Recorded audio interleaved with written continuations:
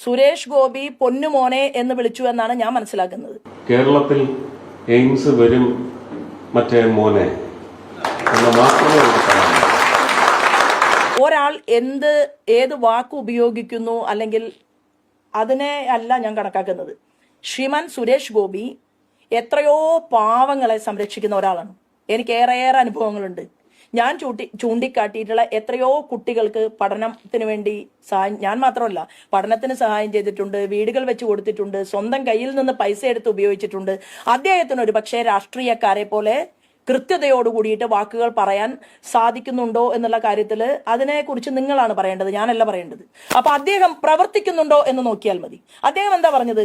ഞാൻ ടൂറിസത്തിന്റെ മന്ത്രിയാണ്, ടൂറിസം വകുപ്പ് കൈകാര്യം ചെയ്തുകൊണ്ട് ഞാൻ മുന്നോട്ട് പോകുമ്പോൾ ഏറ്റവും ടൂറിസത്തിന് സാധ്യതയുള്ള കേരളത്തിന്റെ വകുപ്പ് മന്ത്രി ഒരു കാര്യവും എന്നോട് ആവശ്യപ്പെടുന്നില്ല എന്നാണ് പറയുന്നത്.